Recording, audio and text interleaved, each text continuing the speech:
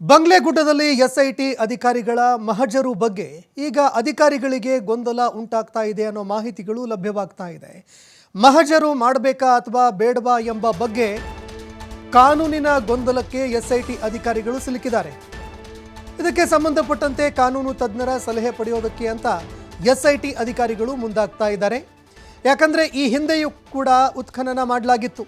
ಹೀಗಾಗಿ ಈಗ ಕಾನೂನಿನ ತೊಡಕು ಎದುರಾಗುವಂತಹ ಸಾಧ್ಯತೆ ಇರೋದ್ರಿಂದಾಗಿ ಎಸ್ಐಟಿ ಅಧಿಕಾರಿಗಳು ಕಾನೂನು ತಜ್ಞರ ಸಲಹೆ ಪಡೆದುಕೊಳ್ಳುತ್ತಾ ಇದ್ದಾರೆ. ಅಧಿಕಾರಿಗಳು ವಿಠ್ಠಲಗೌಡ ತೋರಿಸಿದಂತಹ ಜಾಗ ಏನಿದೆ ಆ ಜಾಗಗಳಲ್ಲಿ ಮಹಜರು ಮಾಡಬೇಕಾ, ಅಂದರೆ ಯಾವ್ಯಾವ ಜಾಗಗಳನ್ನು ತೋರಿಸ್ತಾನೆ ಅದೇ ಜಾಗದಲ್ಲಿ ಮಾತ್ರ ಮಹಜರು ಮಾಡಬೇಕಾ ಅಥವಾ ಇಡೀ ಬಂಗ್ಲೆಗುಡ್ಡದಲ್ಲಿ ಮಹಜರು ಮಾಡಬೇಕಾ ಅಂತ ಗೊಂದಲಕ್ಕೆ ಸಿಲುಕಿದ್ದಾರೆ. ಈ ಬಗ್ಗೆ ಕಾನೂನು ತಜ್ಞರ ಸಲಹೆ ಕೂಡ ಎಸ್ಐಟಿ ಅಧಿಕಾರಿಗಳು ಕೇಳಿದ್ದಾರೆ.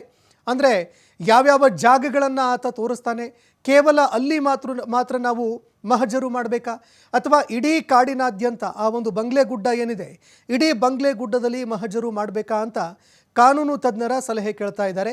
ಶವ ಹೂತಿಟ್ಟ ಕೇಸ್ನಲ್ಲಿ ಚಿನ್ನಯ್ಯನನ್ನ ಬುರುಡೆ ವಿಚಾರ ಏನಿದೆ ಅದಕ್ಕೆ ಸಂಬಂಧಪಟ್ಟಂತೆ ಇದೇ ಒಂದು ಬಂಗ್ಲೆಗುಡ್ಡದಿಂದ ಆತ ಬುರುಡೆ ತಂದಿದ್ದ ಅನ್ನೋ ಮಾಹಿತಿಗಳು ಲಭ್ಯವಾಗಿತ್ತು. ಆದರೆ ಯಾವಾಗ ವಿಚಾರಣೆ ಮಾಡಲಾಯಿತು, ಮಾಸ್ಕ್ ಮ್ಯಾನನ್ನು ಇಲ್ಲ ವಿಠ್ಠಲಗೌಡ ತಂದು ಕೊಟ್ಟಿದ್ದು ಅನ್ನುವಂತಹ ವಿಚಾರ ಬಾಯ್ಬಿಟ್ಟಿದ್ದ. ವಿಠ್ಠಲಗೌಡನನ್ನು ವಿಚಾರಣೆ ಮಾಡಿದಂತಹ ಸಂದರ್ಭದಲ್ಲಿ ಇದೇ ಬಂಗ್ಲೆಗುಡ್ಡೆಯಿಂದ ಆತ ಈ ತಲೆ ಬುರುಡೆ ತಂದಿದ್ದ ಅನ್ನುವಂತಹ ಮಾಹಿತಿಗಳು ಲಭ್ಯವಾಗ್ತಾ ಇತ್ತು.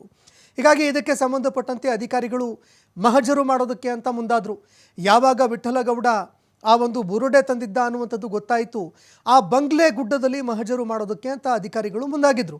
ಎಲ್ಲಿಂದ ತಂದಿದ್ದು, ಎಲ್ಲಿ ಸಿಕ್ಕಿತ್ತು, ಸಿಕ್ಕಂತಹ ಸಂದರ್ಭದಲ್ಲಿ ಯಾವ ಸ್ಥಿತಿಯಲ್ಲಿತ್ತು, ಇದೆಲ್ಲದಕ್ಕೂ ಸಂಬಂಧಪಟ್ಟಂತೆ ಅಧಿಕಾರಿಗಳು ಮಾಹಿತಿ ಕಲೆ ಹಾಕಿದರು.